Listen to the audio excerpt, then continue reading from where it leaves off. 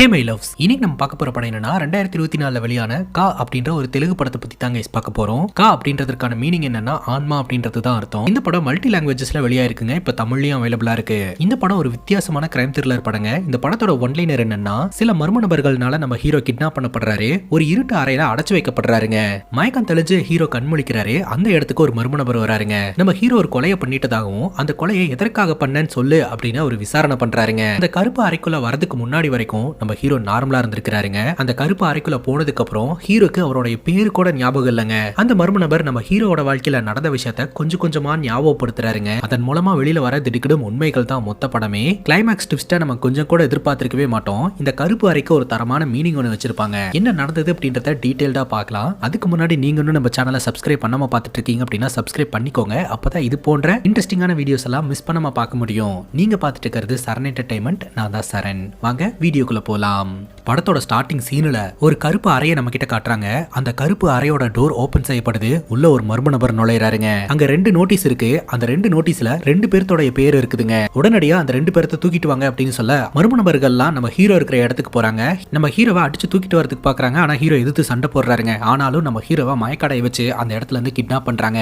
அதே சமயம் அந்த 2வது நோட்டீஸ்ல இருந்த பேர் ஒரு பெண்ணோட பேருங்க. இங்க நடக்கிறதெல்லாம் பார்த்து பயந்து போய் அந்த பெண் அந்த இடத்துல இருந்து ஓடுறா. அந்த பெண்ணையும் விடாம அவங்க அந்த இடத்துல இருந்து கிட்னாப் பண்றாங்க. கடத்தப்பட்ட இவங்க 2 பேர்த்தையுமே வேற வேற அறைக்குள்ள அடைச்சு வைக்கிறாங்க. கடத்தப்பட்ட இவங்க 2 பேரும் யாரு, கடத்திட்டு வந்த மர்ம நபர் யாரு அப்படின்ற டீடைல் இப்போதைக்கு தெரியலங்க. ஆனா அந்த மர்ம நபர் நம்ம கிட்ட ஒரு விஷயத்த சொல்றாரு. நம்ம வாழ்க்கையில செய்யற எல்லா நல்லது கெட்டதும் நம்மள துரத்திட்டே இருக்கும். அதுதான் கர்மா அப்படின்ட்டு. அங்க கட் பண்ணா நம்ம ஹீரோ தூக்கிட்டு போய் அந்த இருட்டு அறைக்குள்ள போட்டுறாங்க. ஹீரோ அந்த கட்டி வைக்கப்பட்ட சாக்குல இருந்து கொஞ்சம் கொஞ்சமா வெளியில வராருங்க. ஹீரோக்கு கை கால் முகத்துல எல்லாம் பலமா அடிபட்டிருக்கு. அந்த ரூமோட கதவை தட்டிக்கிட்டே இருக்கிறாருங்க. யாராவது இருக்கீங்களா, நான் இங்கிருந்து போகணும், தயவு செஞ்சு என்ன வெளியே விடுங்க அப்படின்னு சொல்லிட்டு கொஞ்ச நேரத்திலேயே அந்த இடத்துக்கு ஒரு மர்ம நபர் வராரு. டேபிள்ல டைம் மிஷின் மாதிரி என்னவோ ஒன்று இருக்குதுங்க. இப்போ நம்ம ஹீரோ கேட்கிறாரு, நான் ஏன் இங்க இருக்க அப்படின்ட்டு. நீ இங்கேயே தான் இருக்க அப்படின்னு அந்த நபர் சொல்றாரு. இது எந்த இடம் அப்படின்னு கேட்க, இது ஒரு ஹைலி கான்ஃபிடென்சியலான இன்ட்ரோகேஷன் ரூம் அப்படின்ட்டு.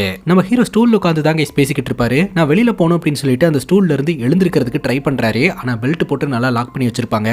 ஹீரோனால நகர முடியாது. நீங்களா யாரு, என்ன எதுக்காக இங்க கூட்டு வந்திருக்கீங்க அப்படின்னு கேட்கும்போது, இங்க நான் மட்டும் தான் கொஸ்டின்ஸ் கேட்கணும், நீ ஆன்சர் மட்டும் தான் பண்ணணும் அப்படின்னு அந்த நபர் மிரட்டுறாருங்க. எங்க ஆளுங்க கிட்ட உன்னை தூக்கிட்டு வர சொன்னா உன்னை ரொம்ப கஷ்டப்படுத்தி இந்த இடத்துக்கு தூக்கிட்டு வந்திருக்காங்க போல, ரொம்ப வலிக்குதா அப்படின்னு கேட்கும்போது, எனக்கு தெரியல, அதே சமயம் என்ன நடந்ததுன்னு எனக்கு ஞாபகம் இல்லை அப்படின்னு சொல்றாரு. ஆமா, உனக்கு எதுவுமே ஞாபகம் இருக்காது, நீ யாருன்னு ஞாபகம் இருக்காது, ஏன் உன் பேர் என்னன்னு கூட உனக்கு ஞாபகம் இருக்காது அப்படின்னு சொல்ல, அப்பதான் நம்ம ஹீரோ யோசனை பண்றாருங்க. ஆமா, என் பேர் என்ன அப்படின்ட்டு. உடனே ஆப்போசிட்ல இருக்கிற நபர்கிட்ட நான் யாரு, என் பேர் என்ன அப்படின்னு கேள்வி கேட்கிறாருங்க. அவன் பேர் அபிநய வாசுதேவ் அப்படின்னு சொல்றாரு. திரும்பவும் நம்ம ஹீரோ கேட்கிறாரு, நான் எப்படி இந்த இடத்துக்கு வந்தேன் அப்படின்ட்டு. அதுக்கு அந்த மர்ம நபர் சொல்றாரு, உங்ககிட்ட இருந்து நான் தெரிஞ்சுக்க வேண்டிய விஷயங்கள் நிறைய இருக்கு. அது எல்லாத்தையும் தெரிஞ்சுக்கிற வரைக்கும் உன்னை நான் இந்த இடத்துல இருந்து அனுப்ப மாட்டேன். ஒன்ஸ் அந்த விஷயத்தை தெரிஞ்சதுக்கு அப்புறம் நான் உன்னை அனுப்பிடுவேன் அப்படின்னு அவர் சொல்றாருங்க. இப்போ இவங்க முன்னாடி ஒரு டைம் மிஷின் மாதிரி ஒரு டிவைஸ் இருக்கு இல்லையா, அது என்ன அப்படின்ற விஷயத்த அந்த மர்ம நபர் சொல்றாருங்க. அந்த டிவைஸ் ஹிப்னாட்டிசம் பண்றதுக்காக பயன்படுத்தக்கூடிய மிஷினா. இந்த மிஷினை ஆக்டிவேட் பண்ணி ஒருத்தவங்க கிட்ட விசாரணை நடத்தும் போது அவங்க மனசுல இருக்கக்கூடிய உண்மையை அவங்கள அறியாமையே வெளிக்கொண்டு வர முடியும் அப்படின்றாருங்க. இப்போ நம்ம ஹீரோ அவரோட வாழ்க்கையில நடந்தது எதுவுமே ஞாபகம் இல்லைன்னு சொல்லிட்டு இருக்காரு இல்லையா, சோ அந்த உண்மைகள் எல்லாத்தையுமே வெளியில கொண்டு வரணும் அப்படின்றதுக்காக தான் இந்த ஹிப்னாட்டிசம் டிவைஸை அந்த மர்ம நபர் கொண்டு வந்திருக்காருன்னு நமக்கு தெரிய வருதுங்க. இப்போ ஹீரோ சொல்றாரு, ஏதோ ஒரு உண்மையை தெரிஞ்சுக்கணும் அப்படின்றதுக்காக தான் என்ன இந்த இடத்துக்கு கூட்டு வந்திருக்கீங்க, இன்னும் ஏன் காத்துட்டு இருக்கீங்க, சீக்கிரம் அந்த ஹிப்னாட்டிசம் டிவைஸ் ஆக்டிவேட் பண்ணி அதை தெரிஞ்சுக்கிட்டு என்ன முதல்ல வெளியே அனுப்புங்க அப்படின்னு சொல்ல, ஆப்போசிட்ல இருக்கிற மர்ம நபர் பாத்தீங்கன்னா இந்த ஹிப்னாட்டிசம் டிவைஸ் ஆன் பண்ணிட்டு, ஏப்ரல் 22ஆம் தேதி அபிஷேக் வந்த லெட்டரை நீ படிச்சிருக்க, அதுல என்ன இருந்தது அப்படின்றத சொல்லு அப்படின்னு கேட்கிறாரு. பேசிக்கா நம்ம ஹீரோ ஒரு கிராமத்துல போஸ்ட்மேனா ஒர்க் பண்ணிட்டு இருந்திருக்காருங்க. நம்ம ஹீரோக்கு ஒரு கெட்ட பழக்கம் இருக்குதுங்க. சம்டைம்ஸ் யாராவது வீட்டுக்கு போற லெட்டர்ஸ் எல்லாம் ஓபன் பண்ணி இவரே படிச்சிருவாருங்க. அந்த வகையில அந்த கிராமத்துல அபிஷேக் அப்படின்றவருக்கு வந்த லெட்டரை இவர் திருட்டுத்தனமா வீட்டுக்குள்ள போயிட்டு ஓபன் பண்ணி படிச்சிருந்திருக்காருங்க. சோ அந்த லெட்டர்ல என்ன போட்டிருந்தது அப்படின்னு இந்த மர்ம நபர் பிரசன்ட்ல கேட்கிறாரு. பட் அந்த லெட்டர்ல என்ன போட்டிருந்ததுன்னு எனக்கு புரியல, அதுல இருக்கக்கூடிய எழுத்துக்கள் எனக்கு புரியல அப்படின்னு சொல்றாரு. பார்த்தா அந்த லெட்டர்ல இருந்த எழுத்துக்கள் வேற ஒரு மொழியில இருக்கு. இப்போ இந்த மர்ம நபர் சொல்றாருங்க, அந்த லெட்டர்ல என்ன போட்டிருந்தது அப்படின்றத தெரிஞ்சுக்கணும்னு நான் உன்னை கட்டாயப்படுத்தி தொல்லை பண்ண மாட்டேன். ஏன்னா உன்னோட மூளையே ஒரு சோம்பேறி மூளை. இந்த லெட்டர் விஷயத்த நம்ம அப்புறம் பாத்துக்கலாம். முதல்ல நீ யாரு, உன்னோட அம்மா அப்பா யாரு, எப்படி நீ இந்த கிராமத்துக்கு வந்த, இந்த திருட்டுத்தனமா லெட்டர் படிக்கிற பழக்கம் உனக்கு எங்கிருந்து வந்தது, எப்ப இருந்து வந்தது அப்படின்றது எல்லாத்தையும் டீடைல்டா சொல்லு அப்படின்னு சொல்ல, நம்ம ஹீரோக்கு அம்மா அப்பா யாரும் கிடையாதுங்க. பேசிக்கா நம்ம ஹீரோக்கு அம்மா அப்பா யாருன்னு கூட தெரியாது. ஒரு ஆர்ஃபனேஜ்ல தான் அவருக்கு விவரம் தெரிஞ்சதுல இருந்து வளர்ந்துகிட்டு இருக்காரு. அம்மா அப்பா பாசத்துக்காக ஏங்கக்கூடிய ஒரு ஆள் தாங்க நம்ம ஹீரோ. ஆர்ஃபனேஜ்ல ஒரு நாள் விளையாடிக்கிட்டு இருக்கும்போது அந்த ஆர்ஃபனேஜுக்கு போஸ்ட்மேன் ஒருத்தர் வந்திருக்காரு. அப்ப அவர் கையில வச்சிருந்த லெட்டர்ஸ் எல்லாம் கீழே விழுந்துருச்சுங்க. ஹீரோ உதவி செய்யறதுக்காக போயிட்டு அந்த லெட்டர்ஸ் எல்லாம் எடுத்து கொடுத்துருக்காரு. போஸ்ட்மேனும் தேங்க்ஸ் சொல்லிட்டு அந்த இடத்துல இருந்து போயிட்டாரு. அவர் போனதுக்கு அப்புறம் தான் தெரிய வருது, அந்த இடத்துல ஒரு லெட்டர் அவர் மிஸ் பண்ணிட்டு போயிட்டாரு அப்படின்னு சொல்லிட்டு அந்த லெட்டரை எடுத்து கொடுக்கலாம்னு நினைக்கிறாரு. ஆனா அதுக்குள்ள போஸ்ட்மேன் போயிட்டாருங்க. அப்பதான் ஹீரோக்கு ஒரு தாட் வந்திருக்கு, இதை ஓபன் பண்ணி உள்ள என்னதான் இருக்குன்றத பார்க்கலாம் அப்படின்ட்டு. அந்த லெட்டர் ஓபன் பண்ணி பார்த்தா ஒரு அம்மா பாத்தீங்கன்னா தன்னோட பையனுக்காக அந்த லெட்டரை எழுதியிருக்காங்க. அன்புள்ள மகனே, எப்படிடா இருக்க, நல்லா இருக்கியா, நேரத்துக்கு சாப்பிட்டியா, உன்னோட தங்கச்சியும் நானும் உனக்காக நாங்க காத்துக்கிட்டு இருக்கோம், சீக்கிரமா வா அப்படின்ற மாதிரி போட்டிருப்பாங்க. அந்த லெட்டரை படிக்கும் போது தன்னோட அம்மாவே தனக்கு அனுப்புன மாதிரி ஹீரோ நினைக்கிறாருங்க. அந்த மோமெண்ட்ல இருந்து இந்த லெட்டர்ஸ் மேல அவருக்கு ஆர்வம் வந்திருக்குது. ஒவ்வொருத்தங்க ஒரு விஷயத்துல அடிக்டடா இருப்பாங்கன்னு சொல்லுவாங்க இல்லையா, அந்த வகையில நம்ம ஹீரோ இந்த லெட்டர்ஸ் படிக்கிறதுல அடிக்டடா இருந்திருக்காருங்க. போஸ்ட்மேனுக்கு தெரியாம அந்த வழியா போஸ்ட்மேன் போகும்போது திருட்டுத்தனமா ஒரு லெட்டரை எடுத்து இந்த மாதிரி படிக்க ஆரம்பிச்சிருந்திருக்காரு. ஒரு லெட்டர்லயுமே பாத்தீங்கன்னா அன்பு, பாசம், கோவம் இது எல்லாத்தோட வெளிப்பாடையுமே அவர் தெரிஞ்சுக்க ஆரம்பிச்சிருந்திருக்காருங்க. இப்போ இந்த ஆர்ஃபனேஜ் நடத்திட்டு இருக்காரு இல்லையா, அவரை மாஸ்டர் அப்படின்னு சொல்றாங்க. அவருக்கு ஒரு லெட்டர் வந்திருக்குதுங்க அவருடைய வீட்ல இருந்து. அவருடைய மனைவி தான் அனுப்பிச்சிருக்காங்க. இந்த மாஸ்டருக்கு திருமணமாய் ஒரு பொண்ணு இருக்கு. பொண்ணுக்கு பாத்தீங்கன்னா உடனடியா சர்ஜரி பண்ணி ஆகணுமா, அப்படி இல்லனா அவளோட உயிருக்கே ஆபத்துங்க. இப்ப பொண்ணு நல்லா தான் இருக்கா, உங்களை கேட்டுட்டே இருக்கா, நீங்க எப்ப வருவீங்க, வரும்போது இந்த ஆபரேஷனுக்கு தேவையான பணத்தை சம்பாரிச்சிட்டு வருவீங்க அப்படின்ற நம்பிக்கையோட நாங்க காத்துட்டு இருக்கிறோம் அப்படின்ற மாதிரி அவங்க லெட்டர் போட்டிருக்காங்க. பாத்தீங்கன்னா இந்த மாஸ்டரும் தான் பொண்ணோட ஆபரேஷனுக்கு தேவையான இந்த பணத்தை எல்லாம் ஏர்ன் பண்ணி வச்சிருக்காரு. அங்க இருக்கக்கூடிய டிராயருக்குள்ள எடுத்து வைக்கிறாரு.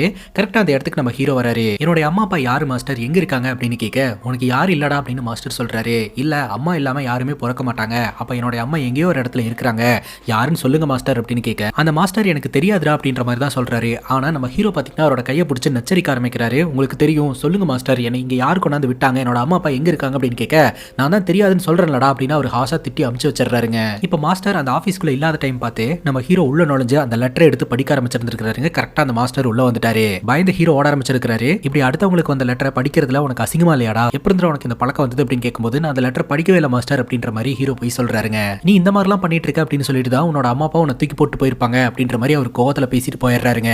இது நம்ம ஹீரோவை ரொம்பவே ஆழமா பாதிக்குது. அதுக்கப்புறம் நம்ம ஹீரோ அந்த இடத்துல இருந்து போயிடலாம் அப்படின்னு சொல்லிட்டு இந்த மாஸ்டர் சம்பாரிச்சு வச்சிருந்த பணத்தை திருடிட்டு அந்த இடத்துல இருந்து ஓடி இருந்திருக்காருங்க. இப்ப பிரசன்ட்ல இந்த மர்ம நபர் சொல்றாரு, நீ செஞ்ச ஒரு திருட்டு ஒருத்தரோட வாழ்க்கையில எப்பேற்பட்ட ஒரு பாதிப்பை ஏற்படுத்துச்சு தெரியுமா, அந்த மாஸ்டர் அவருடைய பொண்ணோட ஆபரேஷனுக்காக சேர்த்து வச்சிருந்த பணம் அது. நீ அந்த லெட்டரை முழுசா படிக்காதனால மாஸ்டரோட மனைவி அந்த லெட்டர்ல என்ன சொல்ல வந்தாங்கன்னு உனக்கு தெரியாமே போயிருச்சு. பட் நீ அந்த பணத்தை திருடிட்டு போனதுனால ஆபரேஷன் நடக்காம அந்த பொண்ணு இறந்தே போயிடுச்சு. அந்த பொண்ணோட சாவுக்கு நீ தான் காரணம் அப்படின்னு சொல்ல, பிரசன்ட்ல நம்ம ஹீரோ சொல்றாரு, இல்ல நான் அப்படி எல்லாம் பண்ணிருக்க மாட்டேன், கண்டிப்பா அந்த பொண்ணு என்னாலலாம் செத்துருக்காது அப்படின்னு சொல்ல, நீ தெரிஞ்சு பண்ணியோ தெரியாம பண்ணியோ, ஆனா அந்த பொண்ணோட சாவுக்கு நீ தான் காரணம், இன்னைக்கு செஷன் அவ்வளவுதான் அப்படின்னு சொல்லிட்டு இந்த மர்ம நபர் அந்த இடத்துல இருந்து கிளம்புறாரு. எங்க போற நில்லு, எங்க போற நில்லு அப்படின்ற மாதிரி ஹீரோ கத்துறாருங்க. இப்ப அந்த மர்ம நபர்கள் வெளியில போனதுக்கு அப்புறம் அந்த டோர் லாக் பண்ணப்படுது. அந்த ரூம்க்குள்ள ஹீரோ மட்டும் தனியா இருக்கிறாருங்க. அங்கிருந்து எழுந்து போறதுக்கு ட்ரை பண்ணும்போது அங்க பெல்ட் எல்லாம் லாக் பண்ணப்படவே இல்ல, ஓப்பன்ல தான் இருக்குது. ஆனா அந்த ரூமை விட்டு ஹீரோனால வெளியில போக முடியலங்க. ஹீரோட ரூமை ஒட்டின மாதிரியே இன்னொரு ரூம் இருக்கு. அந்த ரூம்குள்ள தான் இவர் கூடயே தூக்கிட்டு வரப்பட்ட இன்னொரு பெண்ணையும் அடைச்சு வச்சிருக்காங்க. அந்த பொண்ணு கிட்ட தயவு செஞ்சு ஏதாவது பேசுங்க, நீங்க யாரு அப்படின்ற மாதிரி ஹீரோ பயங்கரமா சத்தம் போடுறாரு. ஆனா அந்த பெண் இன்னும் அன்கான்சியஸான சூழ்நிலையில இருக்கிறதுனால அவங்க கண்ணை மூடிடுறாங்க. அங்க கட் பண்ண அந்த ஆர்ஃபனேஜ்ல இருந்த மாஸ்டர் நம்ம கிட்ட காட்டுறாங்க. அவருடைய பொண்ணு இறந்துட்டு தான் நம்ம பார்த்தோம் இல்லையா, ஆனா இப்ப பிரசன்ட் சிச்சுவேஷன்ல அந்த மாஸ்டர் வந்து வயசான காலகட்டத்தில் இருக்கிறாரு. அவருடைய பொண்ணு பிரெக்னெண்டா இருக்கிற மாதிரி நம்ம கிட்ட காட்டுறாங்க. இப்ப அந்த இருட்டு அறைக்குள்ள நம்ம ஹீரோ தூங்கிட்டு இருக்காருங்க. மறுபடியும் அந்த மர்ம நபர் உள்ள நுழையிறாரு. தினமும் உன்னை எழுப்புறது தான் எனக்கு வேலையா, எழுந்துடுறா அப்படின்ற மாதிரி மிரட்டுறாருங்க. பேசிக்கா இதெல்லாம் நம்ம ஹீரோடைய கனவாட்டு இருக்குதுங்க. கண்ணு முழிச்ச உடனே அந்த பாட்டி தாத்தா எங்க அப்படின்ற மாதிரி கேட்க ஆரம்பிக்கிறாரு. அந்த மர்ம நபர் சொல்றாரு, நான் தான் ஆரம்பத்திலேயே சொன்னனே, கேள்விகள் நான் தான் கேட்பேன், நீ பதில மட்டும் தான் சொல்லணும் அப்படின்னு மிரட்டுறாருங்க. இப்ப இந்த மர்ம நபர் பாத்தீங்கன்னா அங்க இருக்கக்கூடிய அந்த ஹிப்னாட்டிசம் டிவைஸ் ஆக்டிவேட் பண்ணி கொஸ்டின் கேட்க ஆரம்பிக்கிறாரு. நம்ம ஹீரோ அவரோட வாழ்க்கை கதையை அப்படி எக்ஸ்பிளைன் பண்ண ஆரம்பிக்கிறாருங்க. அந்த ஆர்ஃபனேஜ்ல இருந்து தப்பிச்சு போன நம்ம ஹீரோ ஒரு ஊருக்கா போய் ஒரு வேலையா பார்க்க ஆரம்பிச்சிருந்திருக்காருங்க. எத்தனை வேலை பார்த்தாலுமே ஹீரோக்கு அந்த கடிதாசியை படிக்கிற பழக்கம் மட்டும் போகவே இல்லை. அதனால இந்த கடிதாசியை கொண்டு போய் சேர்க்கக்கூடிய வேலை எதுனா கிடைச்சதுன்னா நம்ம அதிலே ஜாயின் பண்ணிக்கலாம் அப்படின்னு அதுக்காக ட்ரை பண்ணிக்கிட்டு இருந்திருக்காருங்க. இப்போ நம்ம ஹீரோ எங்கேஜுக்கு வராருங்க. அந்த டைம்ல தான் இவருக்கு சுப்பு அப்படின்ற ஒருத்தருடைய பழக்கம் ஏற்படுது. அவரு பாத்தீங்கன்னா ஒரு கிராமத்துல போஸ்ட்மேனா ஒர்க் பண்ணிட்டு இருக்காரு. அவரு உனக்கு அசிஸ்டன்ட் போஸ்ட்மேன் வேலை வாங்கி தரேன் அப்படின்ற மாதிரி சொன்னதுனால அந்த கிராமத்துக்கு ஒரு பயணம் பண்றாருங்க. அந்த கிராமத்துக்குள்ள போகும்போது அங்க இருக்கக்கூடிய மக்கள்லாம் ரொம்ப அன்பாவும் ஆதரவாகவும் இருக்கிறத பார்த்து இவருக்கு உண்மையிலேயே அந்த கிராமத்துக்குள்ள வந்த மாதிரி ஃபீல் வரலங்க, ஒரு வீட்டுக்குள்ள வந்த மாதிரி ஃபீல் வந்திருக்குது. அந்த கிராமத்தினர்கள் எல்லாருமே ரொம்பவே பாசமா இருந்திருக்காங்க. ஆனாலும் அந்த ஒரு கிராமம் ஒரு விசித்திரமான கிராமங்க. எப்படி அப்படின்னு கேட்டீங்கன்னா, காலையில ஒரு 6-6:30 மணில இருந்து சாயந்தரம் 3 மணி வரைக்கும் தான் கைஸ் வெளிச்சம் இருக்கும். 3 மணிக்கு மேல கம்ப்ளீட்டா இருட்டிரும். அந்த கிராமத்துல சத்யபாமா அப்படின்ற ஒரு பொண்ணு இருக்காங்க. அந்த கிராமத்துல இருக்கிற அந்த பொண்ணை பார்த்த உடனே ஹீரோக்கு பிடிச்சு போயிருதுங்க. மத்த கிராம மக்கள் மாதிரி தான் அவங்களுடைய அன்றாட வேலைக்குள்ள இந்த கிராமத்தினர்களும் பார்ப்பாங்க. காலையில எந்திரிப்பாங்க, வேலைக்கு போவாங்க, கோயிலுக்கு போவாங்க, வியாபாரம் பண்ணுவாங்க. சோ எல்லாமே நடக்குங்க. ஆனா 3 மணிக்கு மேல கம்ப்ளீட்டா இருட்டிரும். இப்ப இந்த கிராமத்தை சார்ந்த ஒரு பொண்ணு கோயிலுக்கு போயிருந்திருப்பா போல. இருட்டின டைம்ல அப்படியே நடந்து போயிட்டு இருக்கா. அந்த பொண்ணு ஏதோ ஒரு அமானுஷம் ஃபாலோ பண்ணிட்டு வர மாதிரி அந்த பொண்ணே ஃபீல் பண்ண ஆரம்பிக்கிறா. அந்த பொண்ணு தொடர்ந்து நடந்து போக ஆரம்பிக்கிறா. திடீர்னு அந்த அமானுஷம் அந்த பொண்ணை வந்து அட்டாக் பண்ற மாதிரி நம்ம கிட்ட காட்டுறாங்க. அவ்வளவுதாங்க, அந்த பொண்ணு மர்மமான முறையில காணாம போயிடுறா. இப்போ நம்ம ஹீரோ பாத்தீங்கன்னா அந்த ஊர்ல இருக்க ஒரு மளிகை கடையில போயிட்டு, இந்த கிராமத்துல எல்லாமே ஓகே, ஆனா 3 மணி ஆனா இருட்டிருது ஏன் அப்படின்னு சொல்லி கேட்க, நீ இந்த ஊருக்கு புதுசா அப்படின்னு கடைக்காரர் கேட்கிறாரு. ஆமா அப்படின்னு சொல்ல, அப்பதான் அந்த கடைக்காரர் சொல்றாரு, பேசிக்கா இந்த கிராமம் சுத்தியும் மலைகளால் சூழப்பட்ட இடத்துல தான் கைஸ் அமைஞ்சிருக்குது. சென்ட்ரல்ல இந்த கிராமம் சுத்தியும் சுத்தியும் பெரிய பெரிய மலைகளா இருக்கும். இந்த கிராமத்தினர்கள் கண்களுக்கு காலையில சூரியன் தெரிய ஆரம்பிக்குதா, அப்படியே சூரியன் கொஞ்சம் கொஞ்சமா மறையறதுக்கு போகும்போது இவங்களை சுத்தி பெரிய பெரிய மலைகள் இருக்கிறதுனால அந்த மலையை ஒன்ஸ் சூரியன் கிராஸ் பண்ண உடனே வெளிச்சம் கம்ப்ளீட்டா கட் ஆயிருதுங்க. ஸோ அதனாலதான் 3 மணி ஆனாலே இந்த கிராமம் இருட்டிடுது அப்படின்னு இந்த கிராமத்தினர்கள் சொல்றாங்க.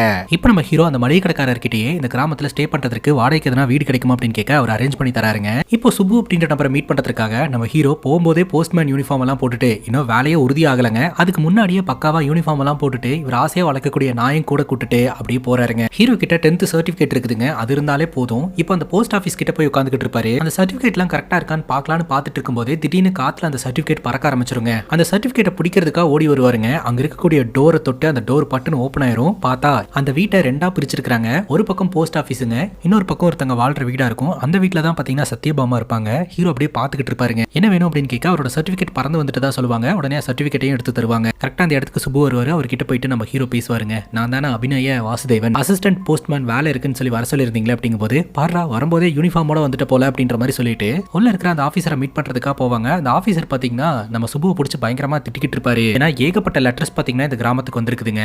ஆனா இந்த லெட்டர்ஸ் எல்லாம் டெலிவரி ஆகாமே இருந்துட்டு இருக்கு. அதற்கு காரணம் சுப்பு ஒருத்தர் தானே இருக்கிறாரு. அதுவும் இல்லாம சுப்பு ஒழுங்காவும் டெலிவரி பண்ண மாட்டேன்றாருங்க. 6 மாசத்துக்கு முன்னாடி வந்த லெட்டரையே இப்பதான் கைஸ் கொண்டு போய் டெலிவரி பண்ணிட்டு இருக்காரு. அப்ப இப்ப வர லெட்டர்ஸ் எல்லாம் எப்ப கொண்டு போய் டெலிவரி பண்ணுவாரு? அதனால இந்த ஊர் போஸ்ட் ஆஃபீஸ் மேல எல்லாருக்குமே பாத்தீங்கன்னா ஒரு பேட் ஒப்பீனியன் தான் இருக்குது. இப்ப நம்ம ஹீரோ பாத்தீங்கன்னா எனக்கு வேலை போட்டு கொடுத்தீங்கன்னா சருன்னு ஒரே நாள்ல எல்லாத்தையுமே டெலிவரி பண்ணி முடிச்சிருவேன் அப்படின்னு சொல்ல, இவன் யாரு அப்படின்னு சொல்லி சுப்பு கிட்ட கேட்க, இந்த மாதிரி அசிஸ்டன்ட் போஸ்ட்மேன் வேலை இருக்கு அப்படின்னு சொல்லியிருந்தீங்க இல்லையா, அதுக்காக தான் கூட்டு வந்திருக்கேன் அப்படின்னு சொல்ல, பார்க்க பையன் துருதுருன்னு தான் இருக்கிறான்னு சொல்லிட்டு நம்ம ஹீரோ கிட்ட அந்த வேலையை ஒப்படைச்சிடுறாங்க. ஆனா இந்த வேலை நம்ம ஹீரோக்கு பர்மனன்ட் எல்லாம் கிடையாதுங்க, டெம்பரரி தான், அதை மனசுல வச்சுக்கோ அப்படின்ற மாதிரி சொல்லி தான் வேலையில சேர்த்துக்கிறாங்க. அதாவது போஸ்ட்மேனுக்கு உதவியாளர் அப்படின்ற மாதிரி இவங்க வேலைக்கு சேர்த்துக்கிறாங்க. அந்த போஸ்ட் ஆஃபீஸர் இருக்கிறார் இல்லையா, அவர் வேற யாரும் கிடையாதுங்க, சத்யபாமாவோட அப்பா தான். இப்போ நம்ம ஹீரோ பாத்தீங்கன்னா அந்த போஸ்ட் ஆஃபீஸ்ல குவிஞ்சு கிடக்கக்கூடிய எல்லா லெட்டர்ஸுமே ப்ராப்பரா கொண்டு போய் டெலிவரி பண்ண ஆரம்பிக்கிறாருங்க. ஏகப்பட்ட லெட்டர்ஸ் குவிஞ்சு கிடக்குதுங்க. அதே சமயம் இவர் அந்த லெட்டர் படிக்கிற பழக்கத்தையுமே வந்து நிப்பாட்ட கிடையாதுங்க. தொடர்ந்து யாருக்கோ வர லெட்டர்ஸை இவர் வந்து திட்டுத்தனமா படிக்க தான் செய்யறாரு. இப்போ இவங்க போஸ்ட் ஆஃபீஸ்க்கு அந்த லெட்டர் வருது இல்லையா, அந்த லெட்டர் பாத்தீங்கன்னா பயங்கர சீல்டோட தான் வரும். அதை சூடு பண்ணி அந்த சீல்டை பிரிச்சு அதுக்குள்ள இருக்கக்கூடிய லெட்டரை படிச்சு பார்த்துட்டு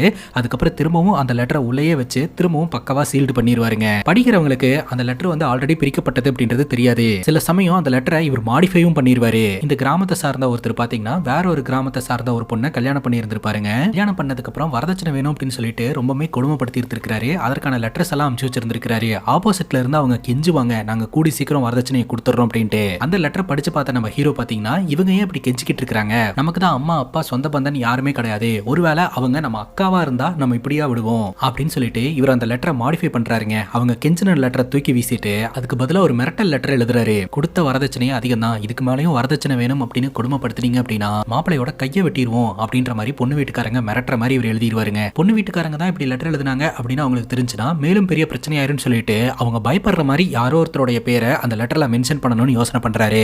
அப்பதான் சுப்பு சொல்லியிருப்பாருங்க, இந்த ஊர்ல 629 அப்படின்ற ஒரு வீடு இருக்குதுங்க. அந்த வீட்டுல இருக்கிறவங்க பெரிய கைங்க, அவங்கள யாராவது பகச்சுக்கிட்டாங்கன்னா அவங்க மர்மமான முறையில காணாம போயிருவாங்க. அதனால அந்த வீட்டுக்கு எதனா லெட்டர் வந்துச்சுன்னா கொஞ்சம் கேர்ஃபுல்லா டெலிவரி பண்ணுடா அப்படின்னு சுப்பு மென்ஷன் பண்ணியிருப்பாரு. சோ இப்போ நம்ம ஹீரோ அந்த லெட்டர்ல அந்த வீட்டுக்காரங்களோட பேர் எழுதி வச்சிடறாருங்க. இந்த வரதட்சணை வேணும்னு கேட்டு மிரட்டுறவர்கிட்ட இந்த லெட்டர் கொண்டு போய் டெலிவரி பண்றாரு. ஒளிஞ்சிருந்து அவர் படிக்கிறாரா, அவரோட ரியாக்ஷன் என்னன்னு பாக்குறாருங்க. அவர் படிச்சு பார்த்து மிரண்டு போறாரு. சோ சில பல நல்லதும் நம்ம ஹீரோ பண்றாருங்க. இன்னொரு பக்கம் இந்த கிராமத்துல இருக்கக்கூடிய சத்யபாமாவை இவர் தொடர்ந்து ஃபாலோ பண்றாரு, சைட் அடிக்கிறாருங்க. இப்போ நம்ம ஹீரோ போலீஸ் ஸ்டேஷனுக்கு வந்திருப்பாரு லெட்டரை டெலிவரி பண்றதுக்காக. அப்ப அங்க இருக்கக்கூடிய போலீஸ் ஆஃபீஸர் உயர் அதிகாரி கிட்ட பேசிக்கிட்டு இருப்பாரு. இந்த ஊருக்குள்ள அடுத்தடுத்து நிறைய பேர் காணாம போயிட்டு இருக்காங்க, காணாம போறவங்களோட தகவல் எதுவுமே தெரியல, தொடர்ந்து நாங்க இன்வெஸ்டிகேஷன் பண்ணிட்டு இருக்கோம், யாருன்றதை கண்டுபிடிப்போம் அப்படின்ற மாதிரி இந்த போலீஸ் ஆஃபீஸர் சொல்றாருங்க. அந்த நேரம் பார்த்து போலீஸ் ஸ்டேஷனுக்கு ஒரு அம்மா அப்பா வந்து எங்களோட பொண்ணு பேரு ஜோதி நேத்து கோயிலுக்கு போயிட்டு வரேன்னு சொல்லிட்டு போனவ அதுக்கப்புறம் வீட்டுக்கு வரவே இல்லை அப்படின்ற மாதிரி கம்ப்ளைண்ட் கொடுத்துட்டு இருக்காங்க. அவங்களுக்கு கம்ப்ளைண்ட் கொடுக்கறதுக்காக ராதா அப்படின்றவங்க உதவி செஞ்சுட்டு இருக்கிறத நம்ம ஹீரோ கவனிக்கிறாருங்க. அதுக்கப்புறம் ஹீரோ வந்த லெட்டர் கொடுத்துட்டு அந்த இடத்துல இருந்து கிளம்பிடுறாரு. இப்போ இது ஊர்ல பெரிய மனுஷனா இருக்கக்கூடிய அபிஷேக் அப்படின்ற ஒருத்தர் லெட்டர் போறதுக்காக போஸ்ட் ஆஃபீஸுக்கு வராருங்க. சத்யபாமாவோட அப்பா சொல்றாரு, உங்களை நினைச்சு பெருமையா இருக்குது, நீங்க நிறைய பேருக்கு உதவி எல்லாம் செய்றீங்க அப்படின்ட்டு, நீங்களும் நிறைய சேவையெல்லாம் செஞ்சுட்டு தான் இருக்கீங்க, நல்லது அப்படின்ற மாதிரி இந்த அபிஷேக் சொல்லிட்டு இருக்காருங்க. அப்ப அவருடைய பெண்ணு கீழே விழுந்துருங்க. அந்த பெண்ணை நம்ம ஹீரோ கேட்ச் பண்ணி அப்படியே கையில கொடுப்பாரு. யார் இந்த பையன் அப்படின்னு கேட்க, புதுசா வேலைக்கு சேர்ந்திருக்கான் அப்படின்னு சொல்ல, பரவாயில்ல பையன் துருன்னு இருக்கான் அப்படின்னு அந்த அபிஷேக் சொல்லுவாரு. அந்த டைம்ல பாத்தீங்கன்னா நம்ம ஹீரோ அங்க நின்னுட்டு சத்யபாமாவை சைட் அடிச்சுக்கிட்டு இருப்பாரு. அப்புறம் இந்த ஊர்ல திருவிழா வருங்க. அந்த திருவிழால கலந்துக்கிட்டு நம்ம ஹீரோவும் சுப்புவும் ஜாலி பண்ணிக்கிட்டு இருப்பாங்க. அப்ப யதார்த்தமா சத்யபாமா அந்த இடத்துக்கு வந்திருக்கிறத கவனிப்பாரு. அப்ப சத்யபாமா கிட்ட போய் ஒரு பேச்சு கொடுக்க ஆரம்பிப்பாரு. நீங்க ரொம்ப அழகா இருக்கீங்க அப்படின்ட்டு. சத்யபாமா கேட்பாங்க, இது மாதிரி எத்தனை பேர்த்திட்ட சொல்லிருக்கீங்க அப்படின்ட்டு. தே தேவதாஸ் படம் பார்க்கும்போது சாவித்திரி கிட்ட சொல்லணும்னு தோணுச்சு, இப்ப ரெண்டாவதா உங்ககிட்ட தான் சொல்றேன் அப்படின்ற மாதிரி சொல்ல சத்யபாமாவும் ஸ்மைல் பண்ணிட்டு அங்க இருந்து போயிருவாங்க. அதுக்கப்புறம் சத்யபாமாவும் நம்ம ஹீரோவும் பேசிக்கிட்டே நடந்து வந்துகிட்டு இருப்பாங்க. பட்டுன்னு சத்யபாமா கேட்பாங்க, நீங்க என்ன ஆளுங்க அப்படின்ட்டு. ஹீரோ சொல்லுவாரு, ஆக்சுவலா எனக்கு அம்மா அப்பா யாருன்னு கிடையாது, நான் என்ன ஆளுங்கன்னு எனக்கு தெரியாது, நான் எந்த பொண்ணை காதலிக்கிறனோ அந்த பொண்ணோட ஆளுங்களா மாறிடுவேன் அப்படின்ற மாதிரி சொல்றாருங்க.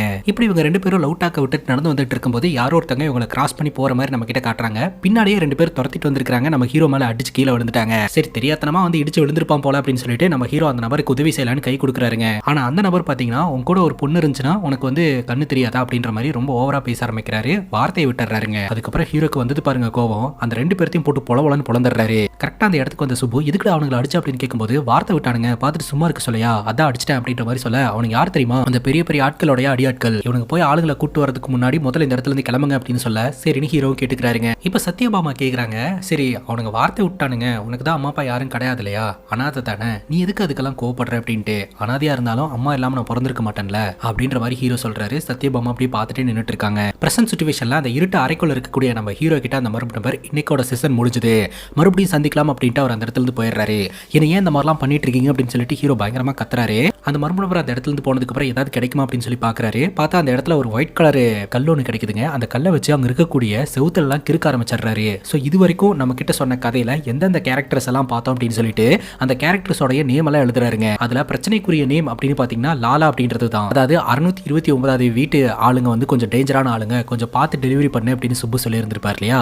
லாஸ்ட் டைம் நம்ம ஹீரோவும் சத்யபாமாவும் நடந்து வந்துகிட்டு இருக்கும்போது ஒரு ரெண்டு பேர் வந்து வார்த்தை பேசி ஹீரோ அடிச்சு விரட்டி விட்டார் இல்லையா, அவனுங்க கூட இந்த லாலாவுடைய ஆட்கள் தான். மேபி இந்த லாலானால தான் நம்ம வாழ்க்கையில ஏதோ ஒரு பிரச்சனை ஏற்பட்டிருக்கு. ஸோ அதனால தான் நம்ம இந்த இடத்துக்கு வந்திருக்கிறோம், அது என்னன்றதை நம்ம தெரிஞ்சுக்கணும் அப்படின்னு சொல்லிட்டு அந்த டேபிள் மேல இருக்கக்கூடிய அந்த ஹிப்னாட்டிசம் டிவைஸ் ஆக்டிவேட் பண்றதுக்கு முயற்சி பண்றாருங்க. ஆனா இவரால ஆக்டிவேட் பண்ண முடியல. அப்ப இவங்க பக்கத்து ரூம்ல இருக்கக்கூடிய பெண்ணோட சத்தம் கேட்க ஆரம்பிக்குது. பக்கத்துல இருக்கிறது யாரு அப்படின்ற மாதிரி கேட்க, அப்ப அந்த பக்கத்துல இருக்கிற அந்த பெண் சொல்ற, என்னோட பேரு ராதா, நான் எப்படி இந்த இடத்துக்கு வந்தேன்னு தெரியல, என்ன இந்த இடத்துல அடைச்சு வச்சிருக்காங்கன்னு சொல்ல, உங்களே அடைச்சு வச்சிருக்காங்களா, யாராவது உங்க கிட்ட வந்து பேசினாங்களா அப்படின்னு ஹீரோ கேட்க, யாரும் என்கிட்ட வந்து பேசல, ஆனா குரல் மட்டும் கேட்டுக்கிட்டே இருக்குது அப்படின்ற மாதிரி ராதா சொல்றாங்க. சரி அந்த ரூம்குள்ள என்னென்னலாம் இருக்கு அப்படின்றத பார்த்து சொல்லுங்க அப்படின்னு சொல்ல, சென்டர்ல ஒரு டேபிள், ரெண்டு பக்கமும் சேரு, அந்த டேபிள் மேல ஒரு டிவைஸ் இருக்கு அப்படின்னு சொல்ல, இதே தான் இங்கேயும் இருக்கு, எந்த ஒரு மாற்றமே இல்ல அப்படின்ற மாதிரி ஹீரோ சொல்றாருங்க. நீங்க யாரு அப்படின்ற மாதிரி கேட்க, ராதா பாத்தீங்கன்னா அவங்களோட கதையை சொல்ல ஆரம்பிக்கிறாங்க.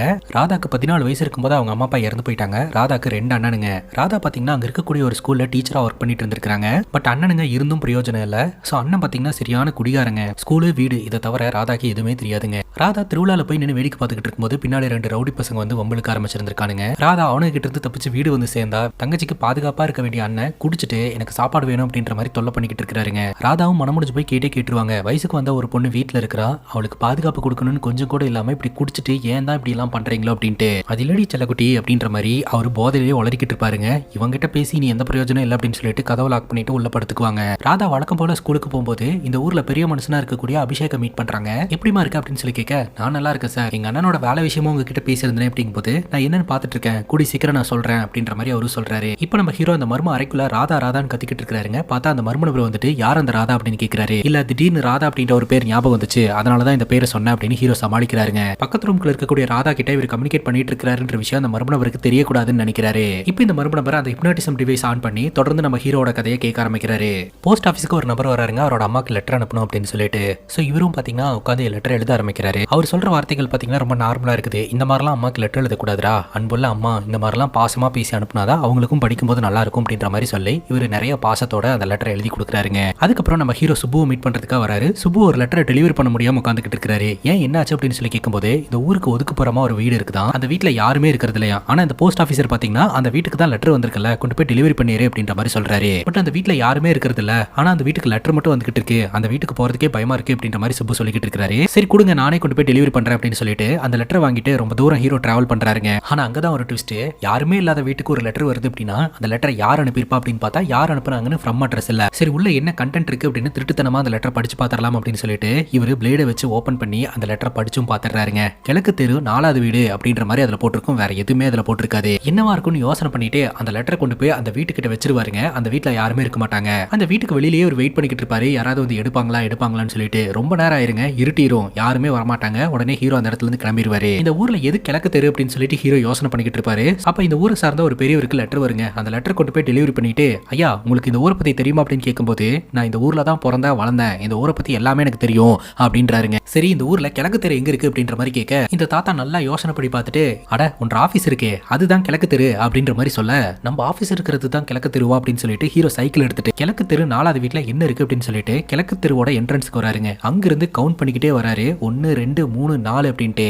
4வது வீடு இவருடைய போஸ்ட் ஆஃபீஸுங்க. அந்த லெட்டர்ல 4வது வீடுன்னு மென்ஷன் ஆயிருக்குது. 4வது வீடா போஸ்ட் ஆஃபீஸ் இருக்கே அப்படின்னு யோசனை பண்ணிட்டு இருக்கும்போது போஸ்ட் ஆஃபீஸ்க்கு பேக் சைட்ல சத்யபாமா உட்காந்து ஒரு அக்கா கிட்ட குறி கேட்டுக்கிட்டு இருப்பா. குறி சொல்ற அக்காவும் உனக்கு பிடிச்சவன் உன்கிட்ட வந்து சேருவான், ஆனா அவனுக்கு ஆபத்து இருக்கு அப்படின்ற மாதிரிலாம் சொல்லிட்டு இருப்பாங்க. அப்படியா, அவனுக்கு ஆபத்து வரக்கூடாதுன்னா என்ன பண்ணணும் அப்படின்னு கேட்கும்போது அதுக்கு பரிகாரம் இருக்கு. ஊர் உறங்கின நேரமா பார்த்து கோயில் குளத்துல போயிட்டு 3 முறை மூழ்கி எழுந்திருச்சா அவன் மேல இருக்கக்கூடிய ஆபத்தெல்லாம் போயிடும் அப்படின்னு அந்த குறி சொல்ற அக்கா சொல்லுவாங்க. ஒளிஞ்சு நின்று இது எல்லாத்தையுமே பார்த்துட்டு இருக்கக்கூடிய ஹீரோ அவளுக்கு நம்மள பிடிச்சிருக்கு போல, நம்மளோட சேஃப்டிக்காக தான் இதெல்லாம் கேட்டுட்டு இருக்கா போல அப்படின்ற மாதிரி யோசனை பண்ணிக்கிட்டு இருக்காருங்க. இவரும் காதல் மயக்கத்துல ஜாலியா போய் படுத்துருவாருங்க. ராத்திரி தூங்கும் போது தான் அந்த தாத்தா சொன்னது ஞாபகம் வரும், உன்ற ஆபீஸே கிழக்கு தெருல தாண்டா இருக்கு அப்படின்ட்டு. அப்ப இந்த போஸ்ட் ஆபீஸும் வீடு ஒன்னா இருக்கு அப்படின்னா அந்த கிழக்கு தெரு 4வது வீட்டுல இருக்கக்கூடிய யாரோ ஒருத்தங்க மேல யாரோ ஒருத்தங்க டார்கெட் பண்றாங்க, அந்த வீட்டுல என்னவோ நடக்க போகுது அப்படின்னு ஹீரோக்கு தெரிஞ்சு போச்சு. அதே சமயம் இந்த குறி சொல்ற அக்காவும் ஊர் வரங்கின நேரமா பார்த்து கோயில் குளத்துல போயிட்டு 3 முறை மூழ்கி எழுந்திருச்சா நீ ஆசைப்படுறவனோட வாழ்க்கையில எல்லாம் நல்லதா நடக்கும்னு சொல்லியிருப்பாங்களே, அப்போ சத்யாக்கு ஏதோ ஆபத்து இருக்கு அப்படின்னு சொல்லிட்டு அடிச்சு புடிச்சு நம்ம ஹீரோ சத்யாவை காப்பாத்துறதுக்காக போறாருங்க. நினைச்ச மாதிரியே சத்யாவை ஏதோ ஒரு அமானுஷமான உருவம் ஃபாலோ பண்ணிட்டு வந்திருக்குது. அதாங்க படத்தோட ஸ்டார்டிங் சீன்ல ஒரு பொண்ணை ஃபாலோ பண்ணிட்டு வந்து அந்த பொண்ணு மர்மமான முறையில காணாம போனாலே அதே மாதிரி பார்த்தா சத்யாவை கிட்னாப் பண்றதுக்காக ஆளுங்க தான் வந்திருக்காங்க. அவங்களை எதிர்த்து நம்ம ஹீரோ பயங்கரமா சண்டை போடுறாரு. அவனுங்க எல்லாம் அந்த இடத்துல இருந்து ஓடிடுறானுங்க. அதே சமயம் நம்ம ஹீரோ ஆசாசியா ஒரு நாய் வளர்த்திட்டு இருப்பார் இல்லையா, அந்த நாயும் பாத்தீங்கன்னா ஹீரோக்கு சப்போர்ட் பண்ணும். இப்ப எப்படியோ நம்ம ஹீரோயினை காப்பாத்திடுவாங்க. இந்த மாதிரி தான் ஊருக்குள்ள அடிக்கடி பெண்கள் காணாம போயிட்டு இருக்காங்களாட்டு இருக்குது. இந்த விஷயத்தை நம்ம போய் போலீஸ் ஸ்டேஷன்ல சொல்லலாம் அப்படின்னு சொல்ல சத்யபாமா வேணான்னு சொல்லிடுவாங்க. ஏன் அப்படின்னு கேட்டா கல்யாணம் ஆகாத பொண்ணு போலீஸ் ஸ்டேஷன் வாசல மிதிச்சா இங்க இருக்கிறவங்க எல்லாம் தப்பா பேசுவாங்க அப்படின்ற மாதிரி சொல்ல ஹீரோ இதை எப்படி ஹேண்டில் பண்ணலாம்னு யோசனை பண்றாருங்க. நம்ம போலீஸ் ஸ்டேஷன்ல போயிட்டு டைரக்டா கம்ப்ளைண்ட் கொடுக்க வேண்டாம், ஒரு மொட்டை கடிதாசியா போலீஸ் ஸ்டேஷனுக்கு அனுப்பி வைப்போம் அப்படின்னு சொல்லிட்டு ஹீரோ லெட்டர் எழுதுறாருங்க. இந்த ஊர்ல அடுத்தடுத்து காணாம போற பெண்களுக்கும் இந்த ஊர்ல குறி சொல்லிட்டு வந்துட்டு இருக்காங்களே அவங்களுக்கு ஏதோ ஒரு தொடர்பு இருக்கு, அவங்கள பிடிச்சி விசாரணை பண்ணீங்கன்னா உண்மை வெளியில வரும் அப்படின்ற மாதிரி எழுதி வச்சிருப்பாருங்க. சோ இந்த லெட்டர் பாத்தீங்கன்னா போலீஸ் இன்ஸ்பெக்டர் படிச்சு பாக்குறாரு. அதே சமயம் அடுத்து என்ன நடக்குமோ அப்படின்ற பத்திரத்தோட நம்ம ஹீரோ போஸ்ட் ஆபீஸ்ல உட்காந்துக்கிட்டு இருப்பாருங்க. அப்ப போஸ்ட் ஆபீஸ்க்கு கான்ஸ்டபிள் ஒருத்தர் வருவாரு. அவரை பார்த்ததும் நம்ம சத்யபாமா ஹீரோ கிட்ட வந்து சிக்னல் கொடுப்பாங்க, அங்க பாரு போலீஸ் ஆபீசர் ஒருத்தர் வராரு, ஒருவேளை தெரிஞ்சிருக்குமோ அப்படின்ட்டு. பார்த்தா அந்த கான்ஸ்டபிள் நான் போன் பேசுறதுக்காக வந்தப்பா அப்படின்னு சொல்லிட்டு அங்க இருக்கக்கூடிய லேண்ட்லைனை பயன்படுத்திக்குவாரு. கரெக்டா போஸ்ட் ஆபீஸ்க்கு இந்த சுப்பு வராருங்க, உனக்கு விஷயம் தெரியுமா அப்படின்ட்டு. என்ன விஷயம் அப்படின்னு கேட்க இந்த ஊர்ல அடுத்தடுத்து பெண்கள் காணாம போறதுக்கு காரணம் இந்த ஊர்ல குறி சொல்ற அம்மா தான் அப்படின்னு சொல்லி போலீஸ்காரங்க கண்டுபிடிச்சு அந்த அம்மாவை பிடிச்சிட்டாங்களா அப்படின்னு சொல்ல நல்ல விஷயம் தானே அப்படின்னு ஹீரோ சொல்றாரு. எங்க போய் நல்ல விஷயம், அந்த அம்மா எனக்கு இதுக்கு எந்த சம்பந்தம் கிடையாது, எனக்கு எதுவுமே தெரியாது அப்படின்ற மாதிரி சொல்லிருச்சு. ஆனா ஒண்ணு, இந்த ஊர்ல இந்த லாலா அப்படின்றவங்களோட ஆட்கள் தான் இதெல்லாம் பண்ணிட்டு இருக்காங்கன்னு எனக்கு தோணுது. ஏன்னா அவங்க தான் ரொம்ப ஃப்ராடு, கொஞ்சம் பயங்கரமான ஆட்கள் அப்படின்ற மாதிரி இந்த சுப்பு சொல்றாருங்க. இப்போ நம்ம ஹீரோ இந்த லாலாவை பத்தி விசாரணை பண்ணிட்டு யோசனை பண்ணிட்டு இருக்காருங்க. அப்ப சத்யபாமா சொல்லுவாங்க, நான் தான் இந்த பிரச்சனையில இருந்து தப்பிச்சிட்டேன்ல, அது மட்டும் இல்லாம அந்த பொம்பளை தான் போலீஸ்ல மாட்டிக்கிச்சு, இனிமேல் போலீஸ் அந்த விஷயங்கள்லாம் பாத்துப்பாங்க, நீ இதுல இன்வால்வ் ஆகாத, தேவையில்லாத பிரச்சனை வரும் அப்படின்ற மாதிரி சொல்றாங்க.